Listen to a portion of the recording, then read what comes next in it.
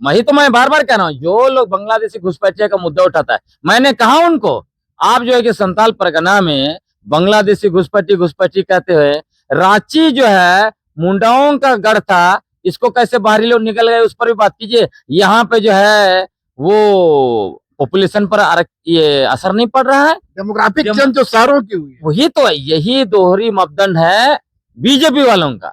उनको संताल परगना में बांग्लादेशी घुसपैठी दिखते हैं, लेकिन जिस तरह से अनुसूचित क्षेत्र में बिहार, उड़ीसा और दूसरे दूसरे राज्यों से आके यहाँ का डेमोग्राफी को बदल दिए हैं लोग, उस पर ये चर्चा नहीं करेंगे। इसलिए नहीं चर्चा करेंगे क्योंकि ये वोटर तो उनके ही है ना, तो क्यों चर्चा करेंगे। और आप सोचिए कि एकदम दुर्भाग्य की बात है कि यहाँ पर रांची में 53 वार्ड सदस्य है, 53 वार्ड है, 53 वार्ड में मात्र 12 में जो है कि आदिवासी के लिए आरक्षण है। तो आदिवासी तो गया काम से। मेयर का चुनाव तो आरक्षित, मेयर को ठीक है, आने वाले समय में नहीं रहेगा। और आपको मैं बताना चाहता हूं, सबसे बड़ी बात, अनुसूचित क्षेत्र का आधार जनसंख्या नहीं है।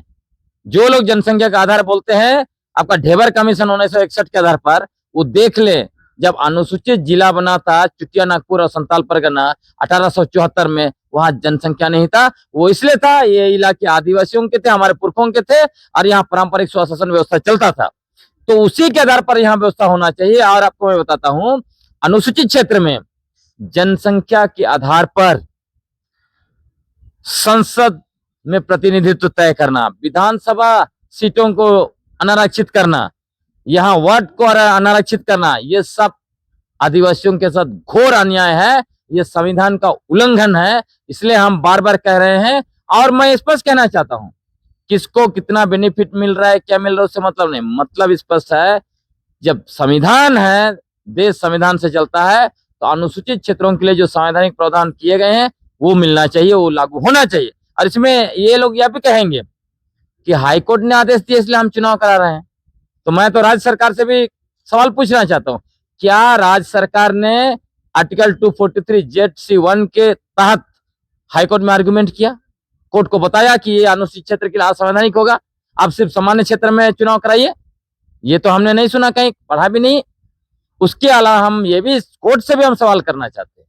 सवाल इस मायने में करना चाहते हैं, जब माननीय झारखंड हाईकोर्ट ने आर्टिकल 243 ZA के तहत नगर पालिका चुनाव के लिए आदेश दिया, तो माननीय हाईकोर्ट ने आर्टिकल 243 ZC1 को क्यों नहीं देखा, आर्टिकल 243 ZC3 को क्यों नहीं देखा? ये तो सवाल है ना। नहीं, सवाल यह भी तो है कि आप लोग पिछले साल भर से या 2 साल से इस चीज को उठा रहे हैं, पूरा पेशा मूवमेंट के दरमियान भी इसकी चर्चा हुई, लेकिन ग्लेडसन डोंगडोंग जो आदिवासी फाइटर्स की स्थापना करता है, गठन करता है, उस आदिवासी फाइटर्स या किसी भी बुद्धिजीवी की ओर से एक रिट आज का तो दायर नहीं की गई। आप लोग भी किए होते हैं। जब बारिश शुरू हो चुकी है, मेड़ जो है कमर रहे, उखड़ रहे, तब आप लोग जो है इसकी चर्चा कर रहे हैं। आपको कह रहा हूं कि रीट चल रहा है। अच्छा। लंबे समय से पेंडिंग, जो हमारे मुद्दों से संबंधित, हमारे संवैधानिक अधिकारों से संबंधित जो भी रीट सब होते हैं, वो पेंडिंग पर चलते रहता है। दूसरे रीट जो है कि तुरंत फैसला हो जाता है, ये भी हम लोग देख रहे हैं।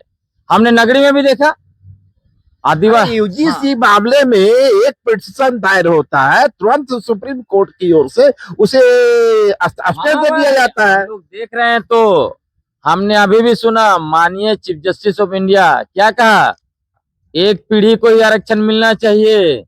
लेकिन माननीय चीफ जस्टिस ने यह नहीं कहा कि जुडिशियरी में भी, अपर जुडिशियरी में यूपीएससी जैसे कमीशन से जो है कि वहां भी जो है कि परीक्षा लेके जो है कि जज की नियुक्ति होनी चाहिए। कॉलेजियम सिस्टम से ये लोग जो है कि 75 वर्षों से, दादू से, बाप से, बेटा से, पोता, सब सुप्रीम कोर्ट, हाई कोर्ट के जज बनते जा रहे हैं, आगे भी बनेंगे। पार्लियामेंट ने कॉलेजियम सिस्टम को खत्म करने के लिए कानून पारित कर दिया था, यही सुप्रीम कोर्ट के जजों ने उसको खारिज किया, ताकि इनके पीढ़ी दर पीढ़ी के लोग बिना परीक्षा दिए प्रमोशन से हाई कोर्ट और सुप्रीम कोर्ट के जज बने। और इधर कह रहे हैं कि आदिवासी और दलित को आरक्षण मिलता है, सिर्फ एक पीढ़ी को देंगे और दूसरा पीढ़ी को नहीं देंगे। ये न्याय कहाँ का है? ऐसे लोग न्याय करते हैं?